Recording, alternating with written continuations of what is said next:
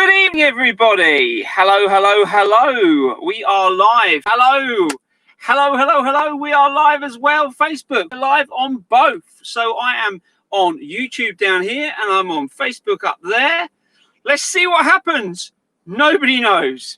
Anyway, hope you're all good. Hope you're enjoying the weather. I don't know why this brightness is looking so awful. So let's try and make this a bit better because at the moment there's way too much light on my face and I look awful in this picture.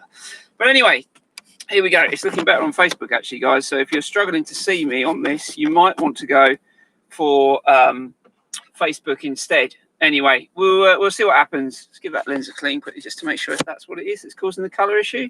No, it's just mega bright for some reason. Don't know why. Let me turn up my brightness or turn my brightness down and see if that's why I can't see it. But no, I'm not seeing anything. I don't know. Anyway, hello, guys. And we're here live. On both things. So here we go. Anyway, so hi to everybody who's here. Who have we got viewing? Anyone say hi? Anyone want to write anything? Say hi to anything? No, nothing coming up yet at all. Okay, cool. We got one person viewing apparently, so we'll go from there. Anyway, so this is the live Cook on Cars thing, and yeah, we'll go from there and see what comes up with it. So first things first, we've got to talk about last week's going live where it all went horribly wrong. Wasn't good. No one was happy. Blah, blah, blah, blah, blah. Not good at all. So, yeah. So, we'll see what comes of it. But hopefully today we're both live on your Facebook and on YouTube. And we'll see what goes from there. So, anyway, let's stop chatting around. First things first is we had a load of questions last week. I've got a few, but most of them have disappeared on a pad of paper. Not good. Anyway. All I do remember is there was a message from a guy, Check Engine Facebook page, and he asked me what do I think of the Calibra? When do I think it's what do I think about the fact that it seems to be very, a quiet car? There's not much about it really, and all those bits and pieces. So what do I think about it? Do you think it's worth buying one? Is it worth restoring one, or are they just going to be consigned to the scrapyards? Well, first question has to be the fact that, yeah, they probably are going to be consigned to the scrapyards because they're Vauxhall Calibras and they rust like mad on the seals. There was a problem with not enough underseal or something when they were originally built. So they rusted like mad. So there's there's not many on the road really now. I mean, when was the last time you saw a Vauxhall Calibra? Who knows? But yeah, the Calibras, I think the best one was the V6. And I think I did a four-wheel drive version as well on sort of a late reg. I think it was sort of a P reg or something like that. Someone I'm sure will correct me. But yeah, the Vauxhall Calibra, great car. I think stunning looking car. I think from memory, the co-efficiency drag was something like 0.03 or something. It's the most co-efficient car out there for drag. So yeah, but yes, the Vauxhall Calibra, great car. I think it will be a future classic. A, because you're not going to see many of them because a lot of them have rusted away. And B, because they're still very cheap cars. And if you're looking at buying one, I say get one. It's definitely a bubble wrap job. Buy it, stick it away, forget about it. And they will go up in value. They've got to. Come on, for goodness sake. They were great cars. They were great looking cars. I mean, when we were kids, teens, when they first came out. I mean, I remember when I went to Scrapyard and saw one for the first time, properly up close, and I was like, this is amazing. You get full leather, you get that ruche leather on the door trims. It was a cool looking car and it was cool inside, and it just felt like a luxury bus of a supercar. It was, it wasn't a supercar, but it felt really cool. Sporty coupe. It's a cool looking car. Anyway, so that's that. So yeah, I would say Check Engine, definitely get one. And I think by the looks of it, you're going to be restoring one, so you've got one. So crack on. I'll be interested to see the videos, see how you get on with that. Do send us some photos. So yeah, then we've got, what have we got here? Who's come up here? We've got Wesley Walker watching. We've got Stephen Tomsit. So yeah, who else have we got? We've got Doug watching. We've got more people coming up. Yeah, what's that? Did they do a turbo version too? They did. God, I remember them doing what they called the red top engine, which I think was just the 2 litre. But I think they did do a turbo version. I think it was a 2 litre turbo, a bit like the Rover Coupe that was a turbo as well. They did the 2 litre Tomcat turbo of that as well. But yeah, there was they did some good cars. But yeah, I think the Rover. Sorry, that's I'm talking about my coupe now. Let's move on from that. No, the Vauxhall Calibra, yeah, I think that was a really cool car, and I'd like to see more on the road again. But there's a weird thing about them not being classed as classics at the moment. Most insurance companies are still not classing them as classics. Now, bear in mind that car came out in 1989. You know, that's 31 years ago now. Why? Why are they not classic car companies? Why don't you tell us? Because you're not classing that as a classic. You're not classing the Rover Coupes as classics now. And I mean, those Tomcats, they should be classics. You know, the early ones are 93, 94. They're still 18 years old, you know.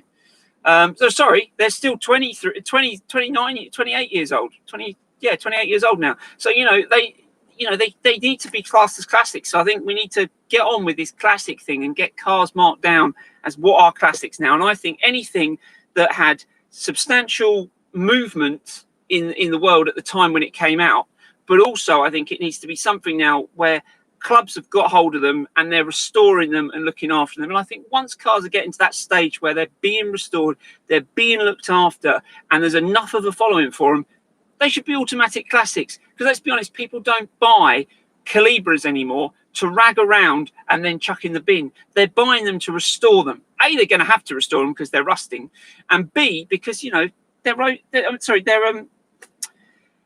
Calibras, so what do you expect? So anyway, that was one question from Check Engine. So yeah, Check Engine, I would love to see your I would love to see your car when it's getting done and stuff like that.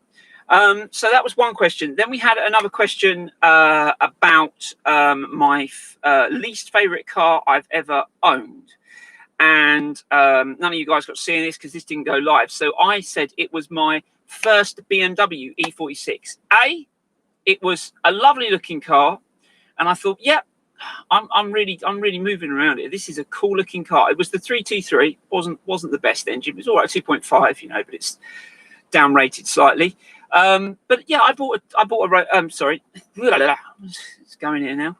I bought a BMW E46 coupe, and I thought, yeah, these are cool looking cars and everything. But what a disappointment. Because it's a really solid car, but you had to really give it some to have some fun in it. It just felt boring, really, really boring. So that put me off quite a bit, to be honest with you, in it. You had to really be giving it some welly just to have anything. It was just so clinical to drive. It was so boring. Now I've driven an M3 since E46, and that's a totally different story. You know, I mean, talk about live wire. They really are. They're ridiculous.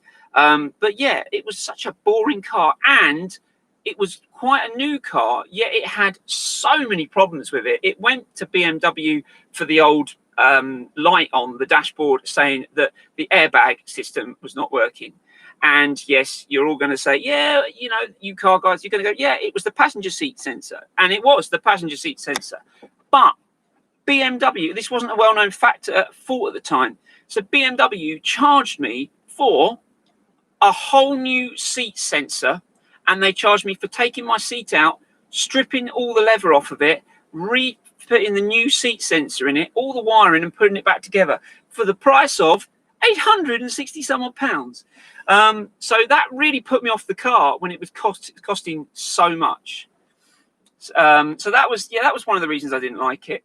The other reason I didn't like it is I just found it just boring. It was just really boring to drive. Nothing was ever interesting about it at all. Anyway, so there you go. That's the BMW for you. Yeah, it was just a disappointing car. Then we've got another story, which is the most disappointing car I've ever driven but not owned. Now that has to be an awful. Sorry, that was the most important question in it. Was awful. I'll tell you how awful it was. This car I drove was a Peugeot 205.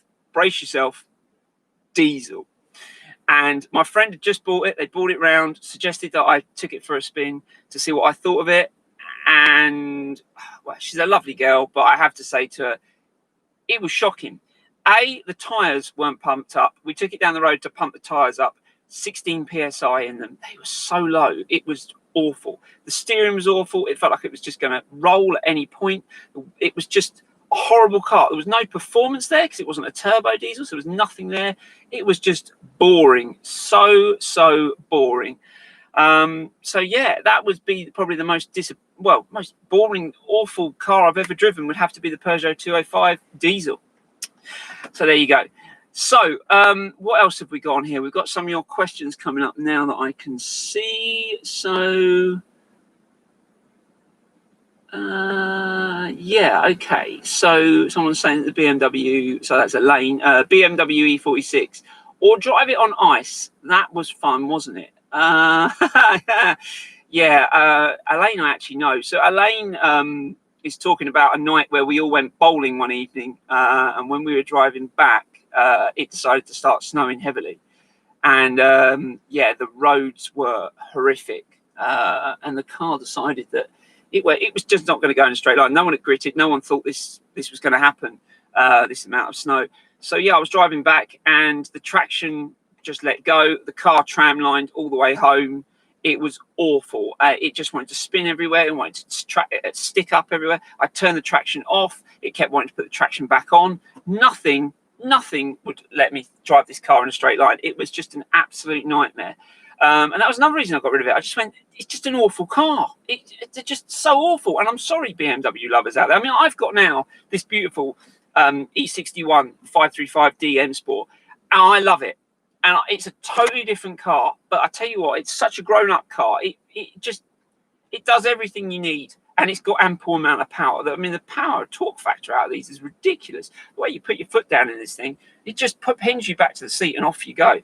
So I have to say, this is a totally different BMW. I'm much more impressed with these than the E46 that I had. And I had two. I had a E46 325 as well.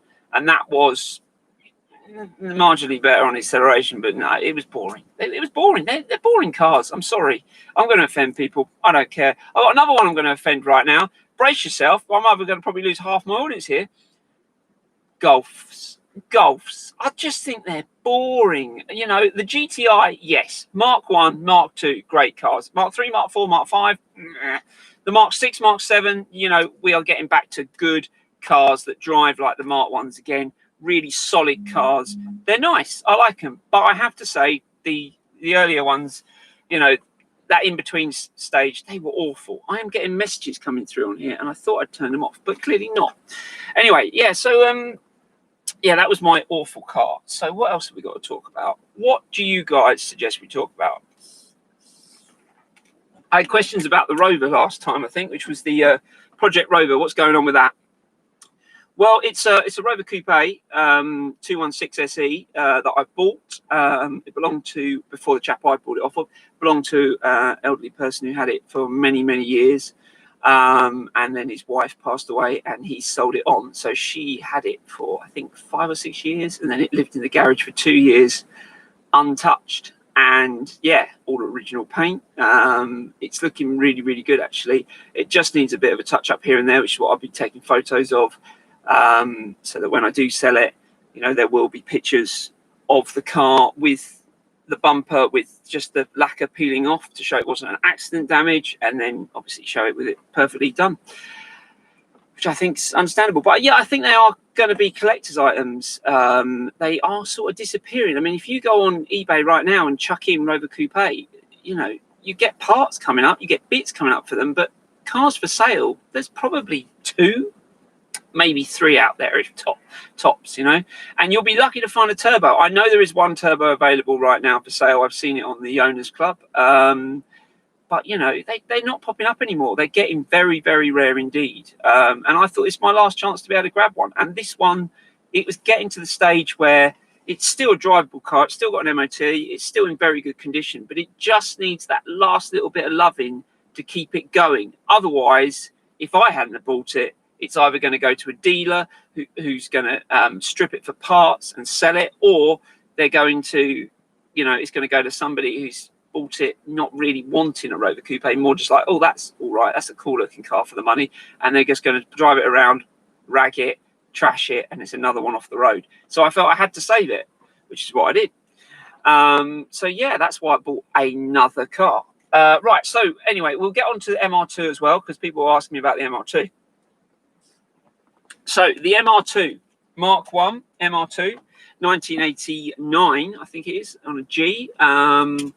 Yeah, that is a cracking car. I had one many years ago, loved it, and so I decided that it was best to look for another one. So I bought another one. This one, I've learned my lesson. I had a T-bar before, leaks like a sieve. They're awful. You really have to, well, you've got to struggle to find a good one that doesn't leak. So I changed and I went for a sunroof. Still great car, but you don't get leaking issues as much. So I thought it was a better car and less likely to have floor pans rusting out. So yeah, there's going to be a video on that coming up, and we'll see what goes with all of that.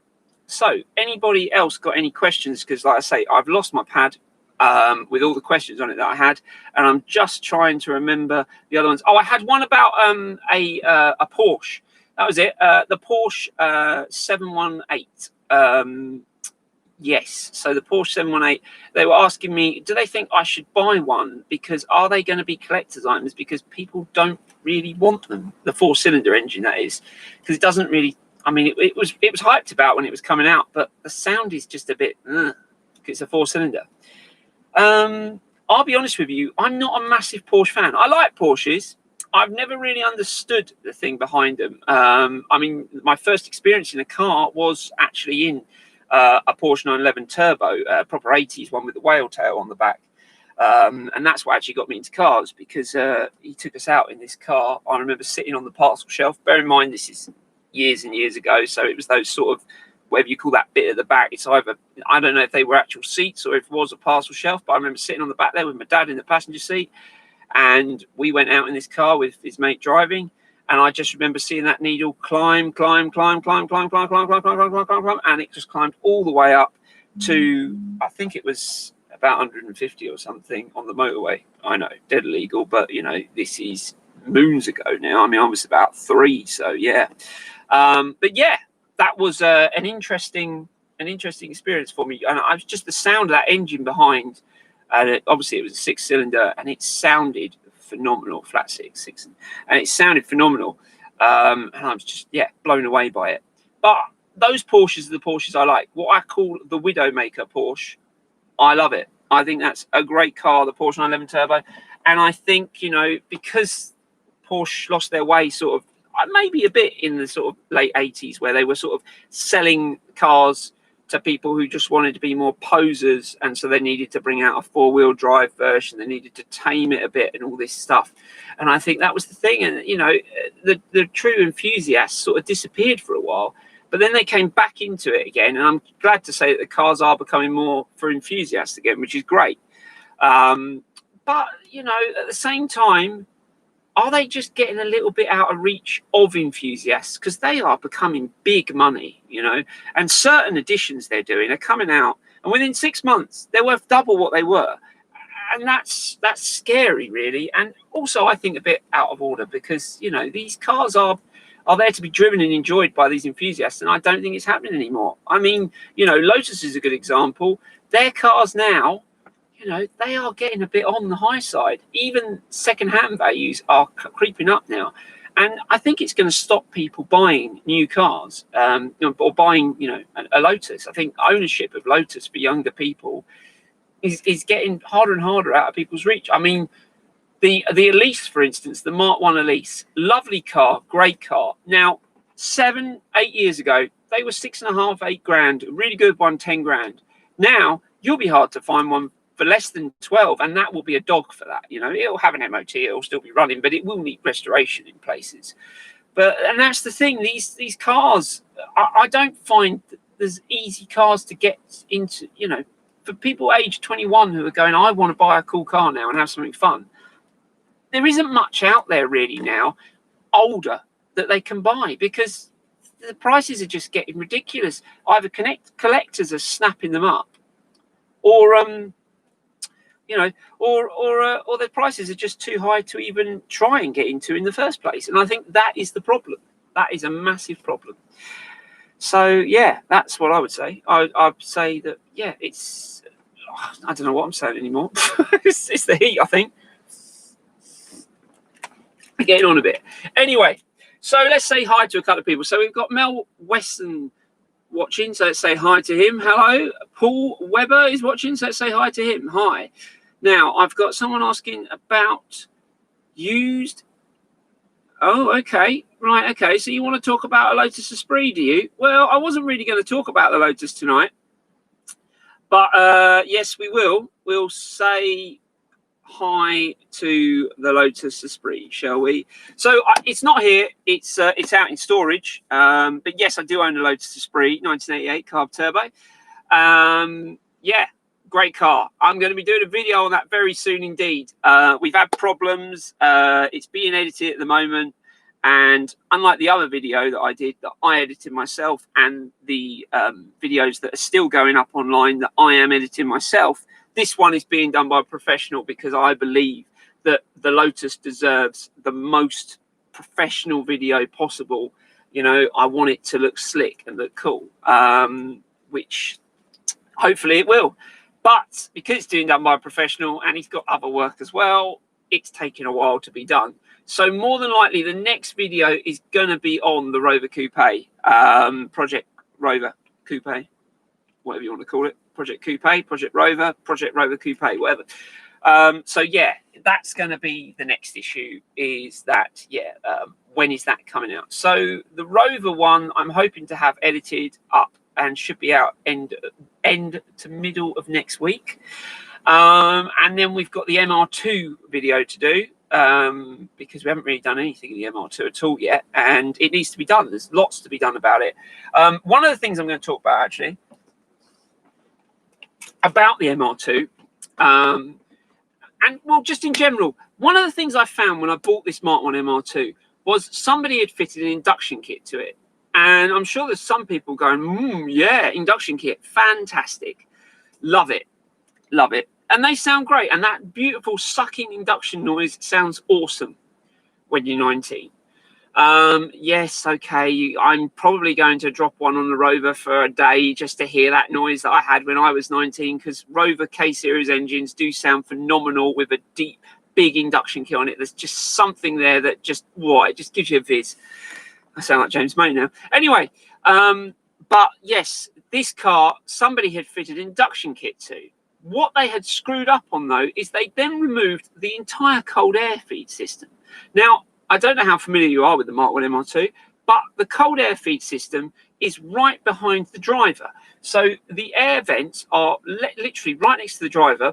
They go in behind, through to the boot, along the back of the boot, round the boot, and then back into the engine bay. So they sort of go round in a J almost into the engine bay, into the induction, where the induction kit was. But obviously they'd removed the cold air feed. So instead, what was coming out they were just sucking. It was just sucking in the air in the engine bay. So whoever set it up, it was running great when they had it in the workshop with the the bonnet open and tuning it up and everything. But the problem is once you get on the road, it's just hot air there, and we all know, or hopefully we all do anyway, that you need cold air because cold air is more dense and you get a bigger bang for your buck, as it were. And so what you need to have this cold air feed to give it more oomph. And instead it was just sucking in the hot air in the engine bay. And at speed, on the dual carriageway or something, there isn't much air in that engine bay because there's nothing coming in. You've removed the cold air feed. There's no way of putting piping. So I've fitted all the air induction kit, the air box all back, and the cold air feed and the original air box. And then I fitted a performance filter, a panel filter instead. And to be honest with you, the car's 1,000 times better now. Pickup's better, acceleration's better, top end feels better. It just pulls much better. And the ECU now knows what's going on because the air mass meter was just seeing whatever it could see in the engine bay and it wasn't happy. And now it's running beautifully, I'm glad to say. So if you're thinking of fitting an induction kit to your car, then, by all means do. But make sure you fit a decent cold air feed supply to it too. Otherwise, it's just a waste of time. And my advice is if you've got a BMW E46, don't even bother unless you buy a proper BMW specialized one from a decent reputable induction kit company, because the ones off the shelf that you buy from Halfords or Euro Car Parts or off the internet, all those versions, if they're not designed for the car and they're just a standard any old jobby, they're no good for E46. It screws up the engine management system and it doesn't like it at all. It sounds great, but you lose a lot of power. It's very boring to drive. It'll be, you just won't like it. Anyway, we've got some questions here. So what have we got here? What cars are on your wish list to own one day and why? Okay, well, I had a wish list and I'm glad to say that I've ticked 2 of them off the wish list already. Those 2 were the Lotus Esprit, obviously, and I now own one. My original thing was I said to myself, by the time I'm 30, I want to own a supercar. And so I said to myself, I'm going to do what I can to own a supercar. And I was lucky enough, when I was 27, I bought my Lotus Esprit. No, I didn't. No, when I was 26, I bought my Lotus Esprit. No, that can't be right. Must be younger than that. I've had it almost 10 years now. Anyway, I bought my Lotus Esprit before I was 30. So I got my supercar that I wanted to own. The other one I wanted was a Jaguar XK8 because I fell in love with them. My dad did the launch. He's a musician. He did the launch for the Ford K8, and Ford was owned by Jaguar at the time, or vice versa. Jaguar owned Ford at the time. So Jaguar had their stand next door to the Ford stand when they released the K8. And so I spent all my days at the NEC Birmingham at the motor show in '96. And there was this Jaguar going round on this plinth thing, just looking absolutely stunning. And I fell in love with this car. And I think it was blue. I think it was a metallic blue, but for some reason I'm also thinking it was a dark red, like a what do you call it? Like the Nightfire red they did on the Rovers. But then now I think about it, I think that red was the colour of the Saint car that was there, the S60. That they just that they were bringing out for the new Saint film. But yeah, fell in love with this car, and I was just like, look at it, it's stunning. And it's not an Aston Martin, it's a Jaguar, and it's sort of you know, the early ones, I think they looked more like a modern day E-Type, and personally, they should have had an E-Type badge on them. They should have been the new E-Type. I know, you know, they wanted to call them the XK8 because, you know, it was to do the XK range, and they wanted to go for that. So I get that too. But yeah, it was a Jaguar XK8, a lovely car. So I was lucky enough to own that too. So on my list, the other ones I would like to own, well, it's probably out of my range now. I don't think I'm ever going to manage to own one, but I'd love to own a Gordini Renault 5 Turbo. Never going to happen, I don't think. Aston Martin. I would like a DB7. I really would. I had the chance of buying one many years ago, which I've talked about in another video, I think, which was a little bit of a dodgy one. But yeah, no, I'd like a DB7. But then I am really, I do quite like the Vantage. I think the Vantage is still a good car, and you know, they're still. I mean, second-hand values are very good now. I mean, if you got 30 grand, you can get an absolute stonker, and you can get a project car that will need a bit of work, but a high miler for, you know, mid-20s now. It's quite scary actually how cheap they've become. Ideally, I'd like a DBS, but I can't see that happening. You never know, but I can't see that happening. Ferrari-wise, I'm not really massively. I love Ferraris. I think they're great cars, but I don't really think I want to own one. I'm just worried about the attention it'll cause.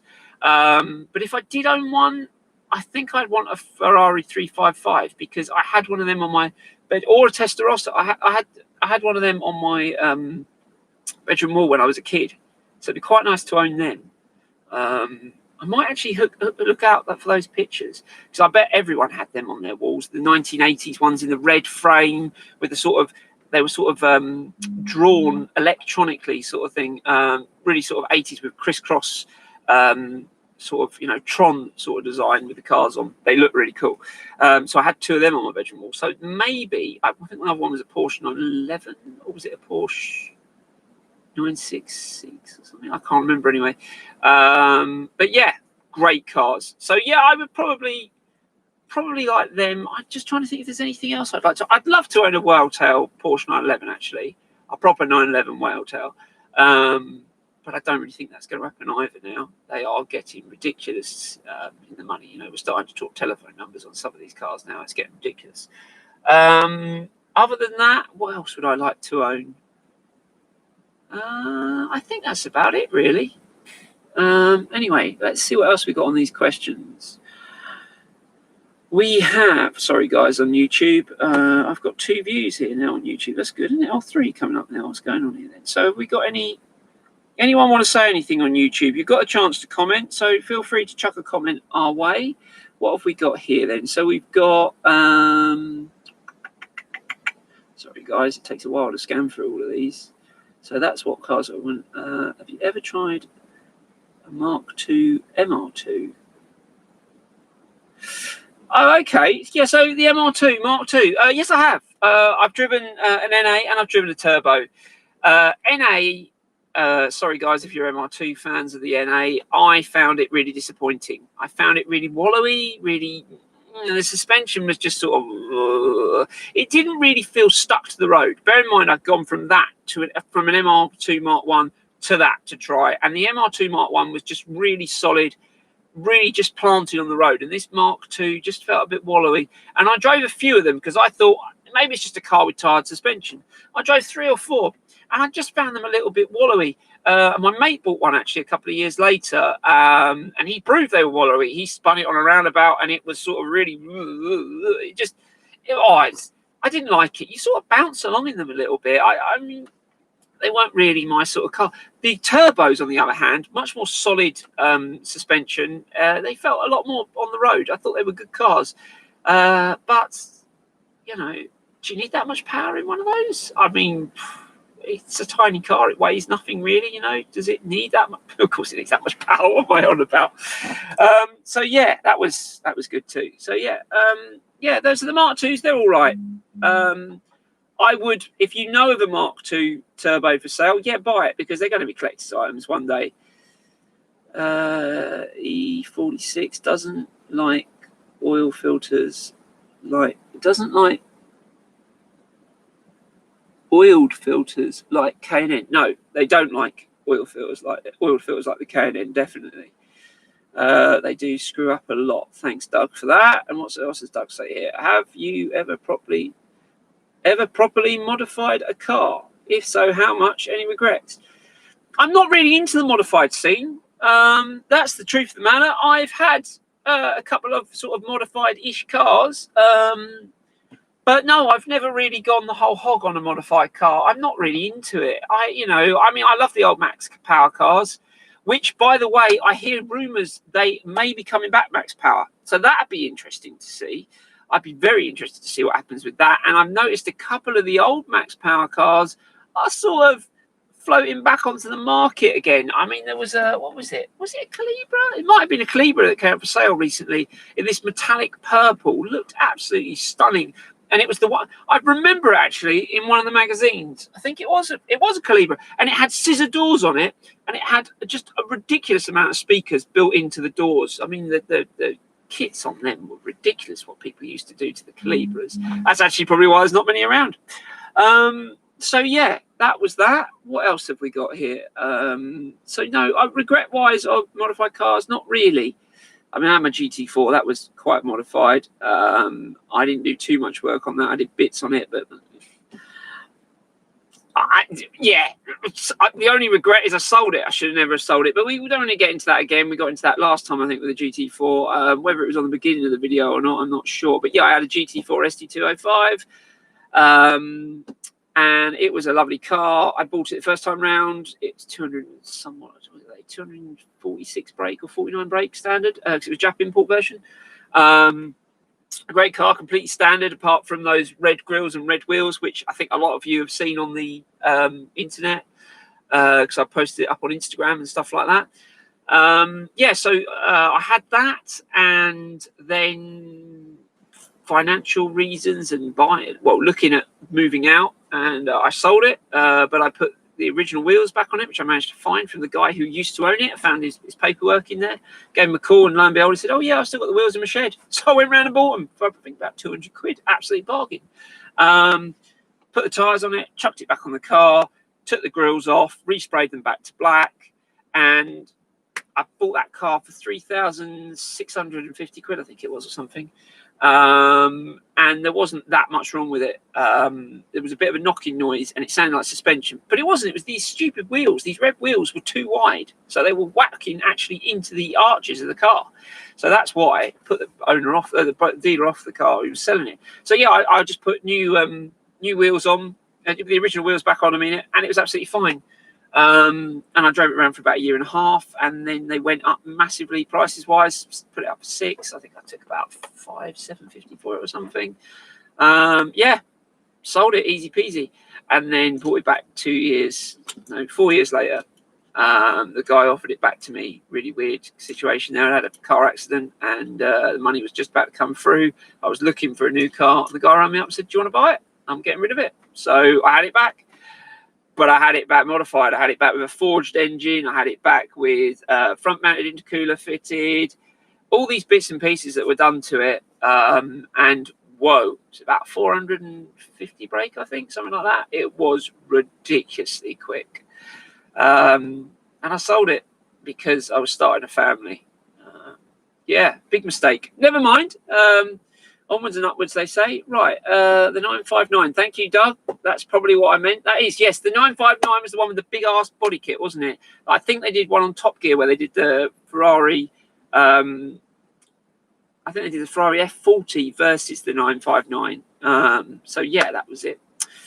Hello, Mark. You're watching too, so I'll just give you a little wave as well. So yeah, so that was that. So what else are we going to talk about? We got any more questions that anyone else wants to talk about? Sorry guys on YouTube that this picture's not so good. I don't know. Can anyone actually just comment on YouTube and just tell me what's going on? Are you guys actually getting this properly? I'm just wondering. I see I've got 2 views on here, but I can't see how to say hello to you or anything. So I'll just type hi and see what happens there. Anyway. So yeah, if anyone is watching on YouTube, do knock us a thing and just let us know what is the picture like, because to me it's looking really grainy and really washed out. So it'd be interesting to see what you guys are thinking. If you're thinking it's awful, let us know. If you guys message me and say you're going to come off and jump onto the Facebook page, and we'll end this live chat on YouTube, because I just don't think it's going as well as Facebook Live, to be honest with you. Anyway. So, oh, we got another question come through, have we? No? Okay, right. So, I think we had some other things to talk about. What can I remember what we were talking about? There was other stuff to talk about today. Can't think what it was. It's been a bit of a weird day for me, to be honest with you. Thank you, Doug Hawks, for replying and checking it out on YouTube as well. Yeah, it looks pretty grainy. Yeah, I think that's just this this webcam that I'm using, to be honest with you. I think it's blooming awful. So we'll do a bit of modifying, and next time we'll hopefully be as crystal clear as we are, hopefully, up there on the Facebook page. So anyway, what else were we at? Well, we had... what we're going to talk about. There was other stuff to talk about now. I'm really sorry. I've lost the notepad that I was using. So that hasn't really worked very well at all. It was all the questions were on there that I had. So I had millions of questions on there. And now, because I'm using both devices, I can't actually read what the questions were that I was sent. So that is a pain in the neck. Never mind. Anyway, so yeah, so where are we going from here? So we've got a couple of car shows in the pipeline, hopefully, if the old lockdown stuff sorts itself out. So we'll be taking you along to them. And we've got a couple of car comparisons. We're looking at hopefully going to have a look at a Ferrari F430. And we're going to have a look at that and see what's going on with that. And then we've also got the comparison, which hasn't been done, that I've ever seen on YouTube or anywhere else. And that is the Mark 1 MR2 versus the MX-5. New video coming very soon indeed. The Mark 1. And we're going to see what is the better car. Because a lot of people will be saying it's definitely the MX-5 because they're MX-5 lovers and they love MX-5s. But to me, should we be comparing them? I mean, yeah, they were about the same sort of price range. They are aimed at the same sort of market. But the Mark 1 MR2 is mid-engined, okay, rear-wheel drive, And I think the brake horse is something like 119 or something. I think it's around 119, 129, something like that. It's not massive figures, but you know, and it's 1.6 engine twin cam. But the thing is that car is basically a mini Ferrari. You know, it is supercar style because it's got mid-engine, all those little things. Then you've got the MX-5, front engine, rear-wheel drive, classic, proper British roadster, classic. You know, we're talking the MGs, we're talking the old Austin Healey's, all those sort of cars with the rear-wheel drive front engine setup. So should we be comparing them? Because they are two different types of cars completely, really. Yes, they're the same sort of size. Yes, they both got flip-up headlights. Yes, they were both made in the 80s and early 90s. But, you know, do we compare them? I'm not sure. So, yeah, anyway, that's one of the videos coming up. We've got other bits and pieces as well to talk about. But, yeah, to be honest with you, it's not really, I haven't really got that much on today to talk to you guys about. I was hoping for some more questions. I had loads. They were all written down on this pad of paper, and I've lost the damn lot, and I'm so frustrated about it. But hopefully I can think of some other stuff to talk about that I can remember that needs to be talked about today. But yeah, anyway, Doug, you're 7, no, what was it? 917, or was it 918? I can't remember what the heck it was even now. It's the heat. It's got to me today. I'm trapped in this car, all done up tight, and yeah, it's getting too hot. So we use that as the excuse anyway. So yeah. Anyway, I think we're going to have to leave it there about now because we're 41 minutes in, and everyone's sort of, you know, gone a bit quiet. So does anybody else want to message me and say any other questions while we're still live? Let's see. Come on. You have anything else come up? Anybody whatsoever want to say something? Okay, cool. Well, we'll leave it there, I think. There was loads of other bits and pieces to talk about, like I say, but there's nothing really coming up tonight, which is a real pain. But there you go. It's it's been an interesting week this week with regards to cars. I've got a Rover that I'm playing around with at the moment. It's got bits and pieces on it. I'm still after a clock, if anyone knows of a dash clock for them. It's the long widescreen display, so I'm still after one of them for it. And yeah, I'm just cracking on with the Rover. We're getting on with bits and pieces. There will be some bits and pieces for sale if you're in the Rover Owners Club watching this. So there will be some, I think, got bits of dashboard and some trim and center console and all these bits and pieces if you need any bits for yours. I'll be getting shot of. And also I've still got those wheels for sale if anyone's seen them. They're available on Facebook. But yeah, there isn't anything else I've got to say today, really. It's awful, and I apologise for this lack of preparation, but it has not gone well today with this pad disappearing. And I guarantee I'll put my hand straight on it after we go off today. But yeah, there we go. Anyway, it's been interesting, the first live session. We knew it wasn't going to be the best in the world. We couldn't imagine that it was all going to go too well. And we'll go from there, really, and we'll just see what comes of the next one. So the next one will be now, I think it's going to be, actually, if I can find this notepad, which I'm not going to lay out on my site once I've got it, and we've got all those questions on there, because there were some awesome questions on there. There was stuff like, I can see them all. I had so many questions. So many questions about different things about what's been my worst car. I've answered that. I've answered what's been bits and pieces. Can I think of anything else that I need to answer? It's all gone out of my head, I'm afraid, guys. Thank you very much, Mark, for your lovely comment. I know you didn't have a picture of your. Let's talk about the Instagram page a bit, because that is doing really well. And the Facebook comments for what was it? Tuesday was was it? Trouble Tuesday, and you were showing me all your car troubles.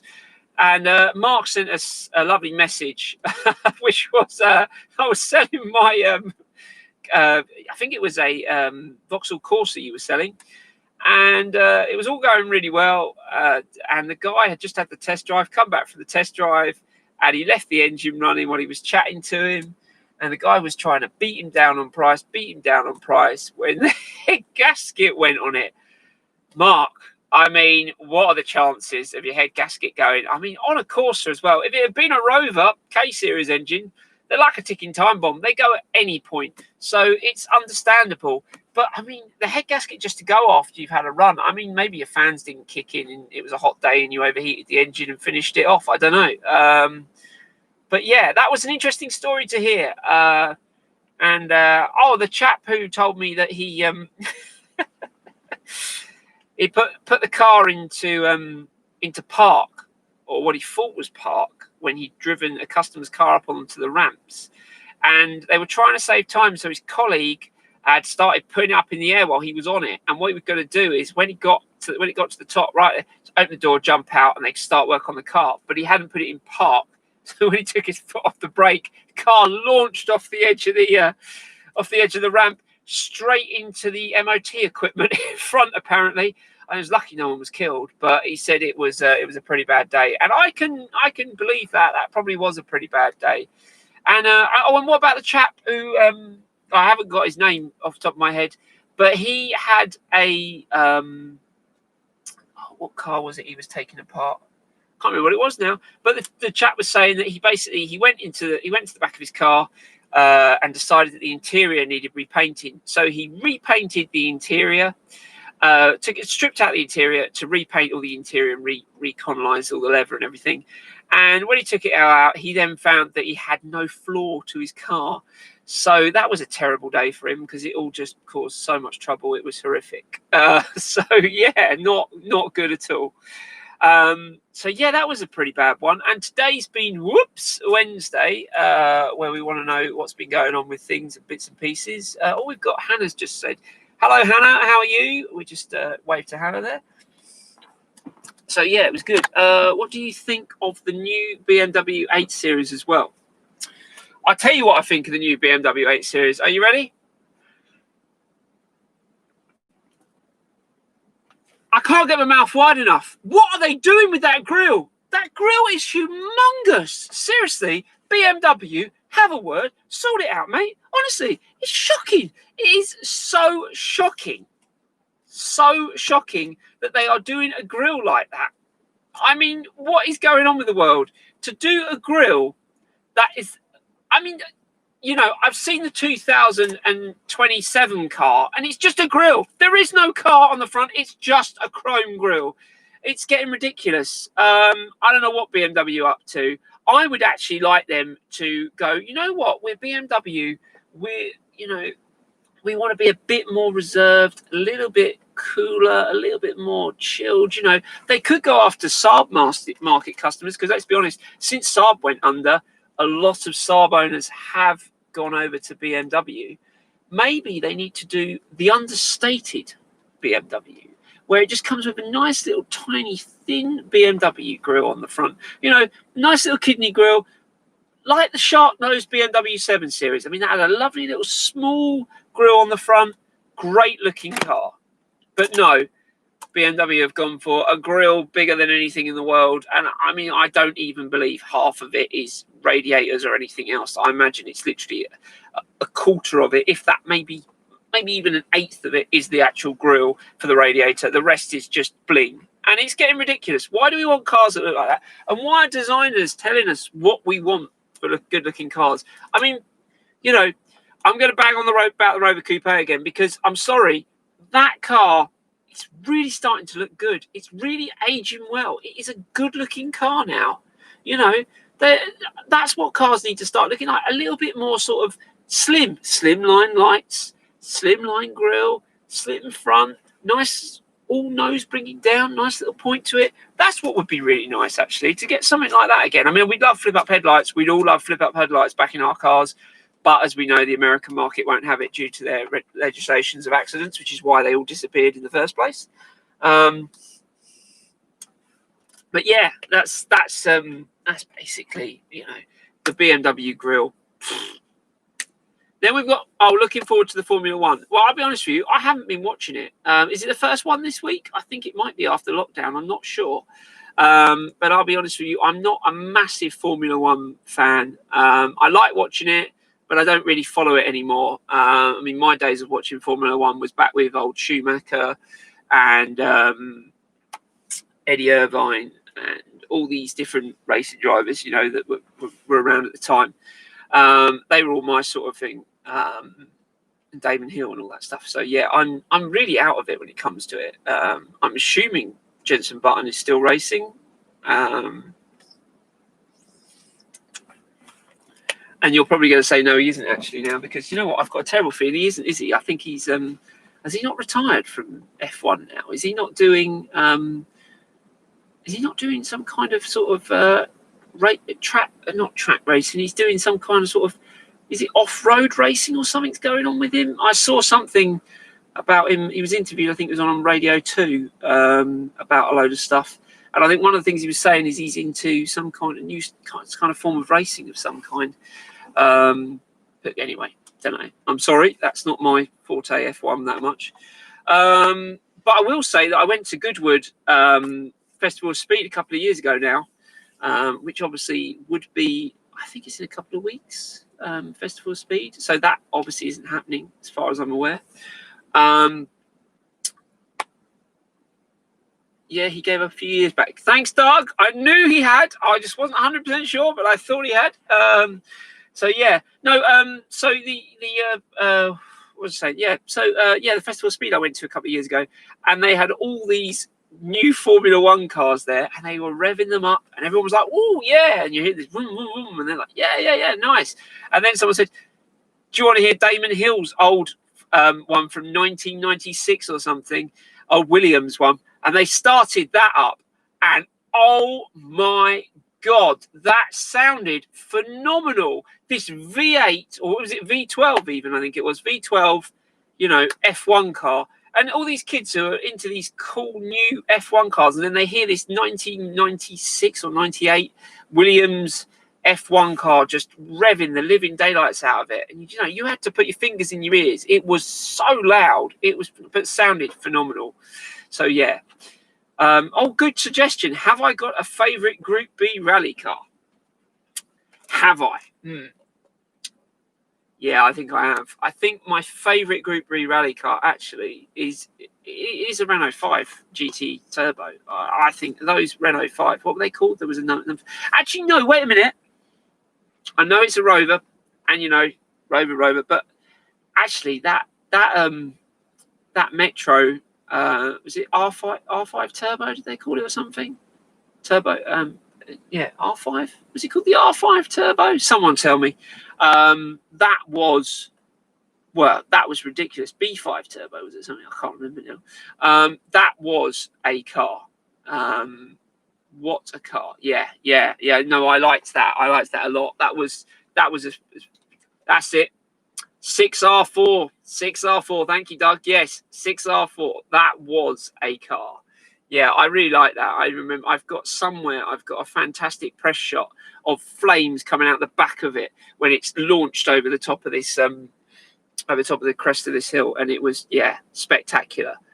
So yeah, I'd say that's probably my favourite. But then, I've had a GT4, and why did I have a GT4? Well, I'll be honest, it was because of Sega Rally. I had Sega Rally when I was a kid, and I wanted a Toyota Celica GT4. It was my favourite one to play on, and it seemed faster than all the others. So yeah, that's why I really. But then, obviously there's the Audi Quattro, but which I had a chance to buy one many years ago. What an idiot that was! I had a friend who worked at Audi, and one came in as a part exchange, and he offered it to me. Are you ready for this? He's sitting down, a Mark 1 Audi Quattro, okay, £3,000, 86,000 miles on the clock, 2 owners from new, both owned in the same family, 86,000 miles, full Audi service history, £3,000. Do you want it? Of course you want it. But I was 19 and I was thinking that square cars were getting a bit uncool and I wanted something a bit bubblier. So I went and bought a Ford Fiesta. Ugh, what an idiot. But yes, I could have had that for £3,000. I know, totally different car, turbo, ridiculous, the power. Yeah, but no, I stupidly went and bought a Ford Fiesta. So what an idiot that was. Anyway, so yeah, yes, that was probably, yeah. I mean, but then of course you've got the Lancia Delta Integrale, haven't you? I mean, that was a cool car. I really like that actually on the old Group B rally cars. They were great cars. Great cars. Apologies, I'm drinking so much water. It is so hot in here; it's getting ridiculous. So yeah, that was that. What else? What else shall we talk about then? Because there was loads of other questions. This person, loads of people have messaged me. I've been actually, thank you guys for so many messages. I've been really appreciative of all these messages we've had. There was a guy from the Rover. Sorry, not the Rovers. It was about the Rover, and his question was: why have you bought another Rover? You said you've owned 4. Why do you need another one? Have you not learned your lesson? And the answer is no, I haven't learned my lesson. Obviously, clearly, I haven't. I love them. I'm sorry about that, but I do. There's something about them. It's because when I was a kid, my dad's mate bought one brand new in Tahiti blue, 93 model it was. So it was first year, and it was, it was the turbo. And yeah, that was a good car. I just fell in love with it, and I wanted one ever since, and that's why I've owned 4. Well, this is my 4th one I own now. Yes, I know the K series engines, head gaskets go, replace the stretch bolts, blah blah blah. I know about all of this, but do you know what? When it's working, when you've got a nice day, it's a bit like an Alpha. Whoa, hold on a minute. Don't start saying to me you're talking like it's an Alpha. It's not an Alpha. I know it's not an Alpha, but in the sense of when a Rover K-Series engine is working, and they work really good, there isn't much that won't touch it out there. They are quick cars compared to other engines with the same, cylinders. Sorry, same cubic capacity. There isn't much that will touch a K-Series engines when they are working and they are good. And if it's a nice cold day, you've got loads of air, loads of cold air, those cars fly. I mean, my mate had a 216 Cabriolet, which had the Honda engine in it, the lower brake horsepower one. And my other friend, he had a 214 SE or SI, I think it was. And the 214 blew us all away. It was quicker. And it was a saloon car, and it was quicker than the coupe that I had and the Cabriolet he had. They were rapid. So, hello, Lisa. She's just popped in, apparently, so let's give her a quick wave. So, yeah, they were rapid cars. So, yeah, I haven't learnt my lesson when it comes to Rovers. I really haven't. I haven't learnt my lesson. I've bought another one. Maybe I'm a plonker, who knows? But, they're great cars. What do you know about the 200 BRM? Ooh, 200 BRM. When did you last see one of them on the road?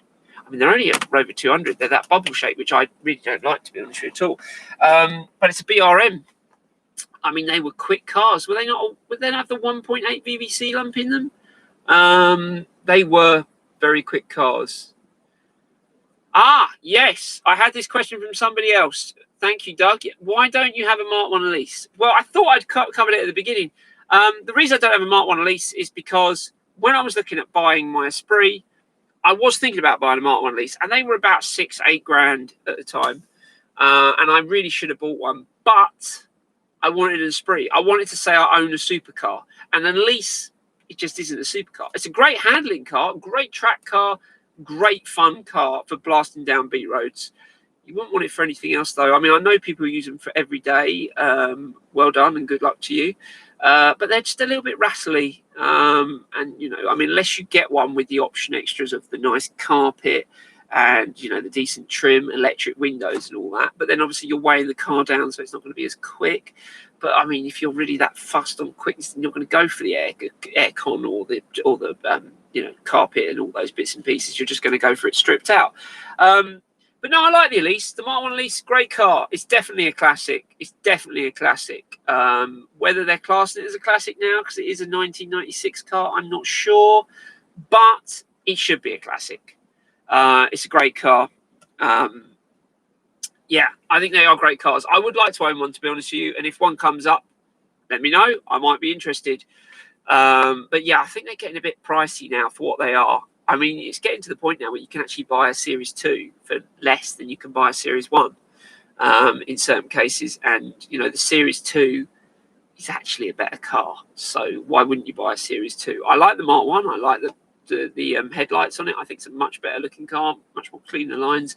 But the Series 2 is actually a better car, more sorted, easier to drive, better to drive, to be honest with you, more fun. So yeah, that's what I would go for. So yeah, what else have we got to talk about? So there was other bits and pieces that we had to talk about. There was, what other questions did I have? I'm really sorry for you guys who've just joined us.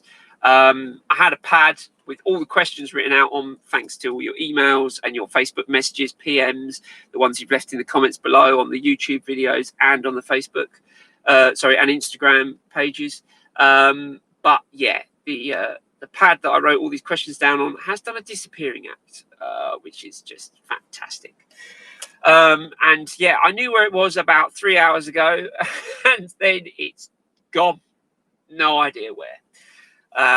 So yeah, so I've lost a lot of the questions. But yeah, there was loads of questions, and I cannot remember for the life of me any of them. Someone was asking me about, oh yes, the Fiat Multipla. Someone said to me, oh, actually, that may be on the other video. Someone asked me about the Fiat Multipla. Well, it's but ugly, full stop.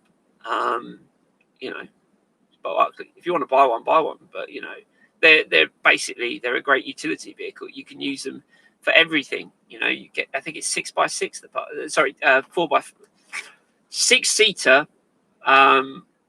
with another 2 seats in the back, is it? I can't remember now, but you got a bench seat in the front and another bench. I mean, it's great. It's good for that if you've got a family and you don't want to have a massive, you know, people carrier, or a, you know, not a state car, but you know, a massive 4x4 or something. Then yeah, go for a Multipla. But you know, they're ugly. I mean, it's just a box, isn't it? But then at the front, someone's gone, we need to have some design in this car, so let's design the headlights. And then no, that doesn't work. Let's squash the bonnet down, and then let's curve it off and give it a nice little curve around the front. And then we'll put some light, and then it's just sort of over-engineered. All of it is just a bit too much. So yeah. Anyway, but yeah. So yeah, that was the Fiat Multipla. There was other questions as well. I can't think. I cannot think for the life of me. I'm really sorry, guys. What I was going to ask you, though, is where do you want to go next on the Cook on Cars? What do you want to see next? Have you guys got any ideas what you would like me to do next? Where you want to go? What you want to see? What should we do? You know, I mean, I've been talking to a few people about doing a £500 budget car race. And when I say race, it's a race to Scotland and back again, and it's the first person to make it there and back without any car troubles, all this stuff. So yeah, we're gonna do a few little sort of Top Gear-ish sort of challenges and stuff like that, or you know, as they now are, the Grand Tour sort of challenges. So you guys up for seeing some of that stuff? Are you guys up for? And this is the one that I've wanted to see is death to some of the worst cars ever built. Are you up for seeing a video where I go and buy a car that shouldn't be on the road? No one ever liked it. They're ugly as hell. And then we cut it up. Are you guys up for that? Because I've been thinking about doing that for ages, about buying something and cutting it into tiny little pieces. Cars I hated when I was a kid, and I still hate now. And I don't see why anyone buys them or should buy them. They shouldn't be on the road. They're awful. So are you up for seeing something like that? There was other things as well to talk about. There was, oh, yes, most important. Standard or non-standard? When it comes to classic cars, do you think they should be standard or non-standard? That's my question that I've been asked by a lot of people as well. And it just depends on the car, I think. I think as long as it can all be put back, you can do what you want to it within reason. I mean, I had the option with the Esprit when I had an engine rebuild on it a couple of years ago to lose the carburetor system and put in injection system. And it was very, very tempting. And it's a bit of an outlay on it, but I just think, is it worth it? It'd be a much more reliable car to drive and use and enjoy. But then, does it deflect on the value of the car? And I think it would. I think, you know, if you take the carbs off and keep them and look after them, it can all be put back. But at the same time, you know, do I want injections in it? And then it's not an original car. It's not a classic car anymore, is it? Because, you know, those little feeble bits, you know, with the carburetors and tuning and all that sort of stuff, that's all things you can do without computers. And then why then fit a computer to a car that runs on carburetors before, just to make it more usable? I get that, but at the same time, isn't that what owning classic cars is all about a bit? It's a difficult one. Would you do it to an Aston? Would you buy an Aston Martin DB5, rip out all the carburetor system, and then put an injection system in and tune it all up and you know, run great, and you probably get a lot more power out of it, probably be a better car to drive? But would you want that, or would you want to be 100% pure to the original how they came out of the factory? I don't know. Have I seen the new Jazz crossover? Yes, I have. Crossover is the right word for it. I'm glad they've used that name. Yeah, it's an interesting looking car, isn't it? Thanks, Wes, for that. Yeah, it's very interesting indeed, that car. Yeah, not good at all. This picture is getting really grainy on the YouTube page. I don't know if this is going to help. Let's see. Nothing whatsoever. I'm dead to the world. There we go. Is that working a bit better for you? Put some interior lights on. Maybe that'll work. I don't know. It's getting a bit dark. That's the problem. And we're tuning this outside, obviously, in the car. So, yeah, we'll turn that off. There's no point having that on. So, yeah, what else have I got to say? Yes, exactly. Yeah, the crossover Jazz. Exactly. It's the right name for it. So, yeah. I'm sorry. I'm really bored of these cars. Ooh, light. Yeah, the light. Thank you, Wes. Thank you. Yeah. No. Why are we wasting time talking about these boring, mundane cars? Come on, guys. Let's talk about something epic. What have we got out there? What have you guys got that you want to talk about? I'll roast it if you want. I don't mind. Let's talk about some cars that you might own. Let's talk about, have you seen the footage of that BMW E30 that just been fully restored, and the engine's running, and the guy goes around and does a video of it, and just at the last moment, as he goes to take a picture of the front of the car, it blew up. I mean, how much money did that guy invest in that car, and then to have that happen to it? Shocking. Absolutely shocking. I do feel his pain. That must have been horrible. I mean, it's obviously a fuel line or something has let go. I mean, someone put on it, what's really common with those is the fuel lines can split and then just spray directly onto the alternator, instant ignition, boom.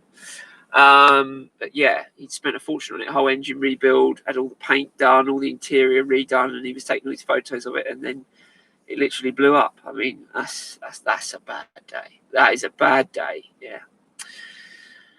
So yeah, so what else was there to talk about? Have we got anything else we can think about? We need to talk about, guys. Like I say, we've got ideas of different things to do, and I'm thinking that also we need to talk about.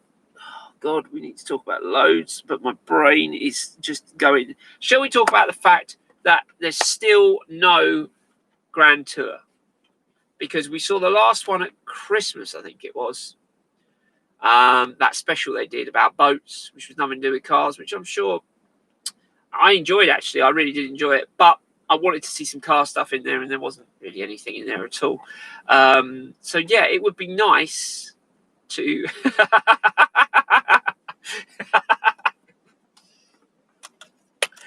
Oh dear, Wesley. No, we're not getting into that again. We're not getting into that. But I mean, Ratarosa's dealt with that. We know the car is available in Iraq if you want to buy it. It's an F40, but I don't think there's any way you're going to get it out of the country, mate. And if you do, congratulations, great, go for it, buy it. I don't care, whatever you want. Yeah, it's not going anywhere. I think the guy's asking too much money for it, what he wants for it, and it's it sounded awful, the video we saw of it running. So it needs a full engine rebuild, and that's going to be big money on an F40. And then the paint didn't look too good as well. The interior looked a bit bad. I mean, it was quite it's a shocking looking car. It needs a lot of money spent on it. So I don't think we should go anywhere near that F40. I don't think anyone should. But yeah. Yeah, so what else are we talking about? Yeah, thanks for that, Wes. Really appreciate it. So yeah, we've got what else was I going to say? Yeah, oh, it's completely gone out of my head now after you put that. Thanks ever so much, Wes. Appreciate that. You've just completely killed my train of thought. Yeah, no, it's gone now. What were we talking about? Because someone tell me what I was talking about, because I don't even know anymore. But yeah, there's bits and pieces we're going to do coming up in the next few videos. Obviously, for you guys who are massive car guys and do it, you know that today would be the Le Mans Classic, which sadly isn't happening, obviously, which is a real shame because it was the first year I was planning on going. So I won't go the year after next, and then you guys can all go and enjoy it again, because obviously it must be me that's the problem. Nothing to do with the coronavirus. Oh, I mentioned the C word. Oops. Anyway, yeah, so yeah, it was going to be the classic Le Mans this week and weekend. So yeah, there's a lot of classic cars out there that obviously aren't going anywhere at the moment. So it's not good, is it? It's not good. All these classic cars that are just sitting there doing nothing. I mean, I do hope you guys are driving them. If you've got a classic car out there and it's just sitting in the garage, and we're in this sort of lockdown-ish sort of thing now, people are starting to go back to work and bits and pieces. But if you've got a classic car and you are saying to yourself, or you've got a supercar or any of these cars, and you're saying to yourself, I don't think I should drive it. I just don't think it's right at the moment. The situation we're in, the last thing someone needs to see is me driving down the road in my Ferrari 355 or Testarossa or or Lamborghini Murac or whatever. Murac? That's not a Lamborghini. Lamborghini. Murac. That's an SS. That's a Maserati. I don't know what I'm on about there. I am hot. I really am hot. More water required. Anyway, you drive. You don't want to drive your car at the moment because you feel it's not right. You shouldn't be doing it. Well, let me tell you. Thank you, Mura. Lamborghini Mura. Yes, the first ever supercar, and I forgot the name of it. What the heck is going on with this weather? Right. Yes. So you're not driving your classic car because of this. Let me tell you now, from car people all over the world, I guarantee you, most people will be saying to you, please drive it, because life is a bit at the moment and we're not sure what to do. And if you're going out for your daily walk or your exercise or whatever, or you're walking into town to get that coffee that you can now buy from the coffee shop, but you can't sit in and drink, you've got to go out and everything. Wouldn't it be nice if you saw an Aston Martin DB5 driving down the road, or an old Lamborghini, or an old Ferrari, or a classic MG or something? It just gives you a nice little smile inside and makes you feel better. So don't feel bad about driving it. There will be people who think you're a bit of a but don't worry about it. Get out there and enjoy it. Because the car needs running. All these cars that are sitting for more than 2 months solid with carburetors, you are going to start to have problems. You are going to cause loads of issues to your carburetors. So my advice is get out, drive them, use them, enjoy them, because that's what we're here for. And who knows, this coronavirus may never go away, and we may all eventually be extinct from the human race, because we may all die from this thing. I know I like to be positive, but life is too short. If you've got a classic car and you enjoy driving, get out there, enjoy it. This lighting is going terrible on this laptop. I don't think I can make it any brighter. It's really going now. It's really, really going. That's not good at all. Nice and light here, absolutely fine. But this is just shocking. So what I'm going to say to you guys is, if you're watching on YouTube, I'm going to go now on YouTube because it's too dark. There's no point watching anymore. Get on the Facebook page, which is Cook on Cars, all one word, and come and watch us. Come and join in the party, as it were, on the live stream. And yeah, we'll go from there. And hopefully we will see you guys next time on Cook on Cars if you don't come over. But see you guys later. Bye. Right, so I've ended that stream.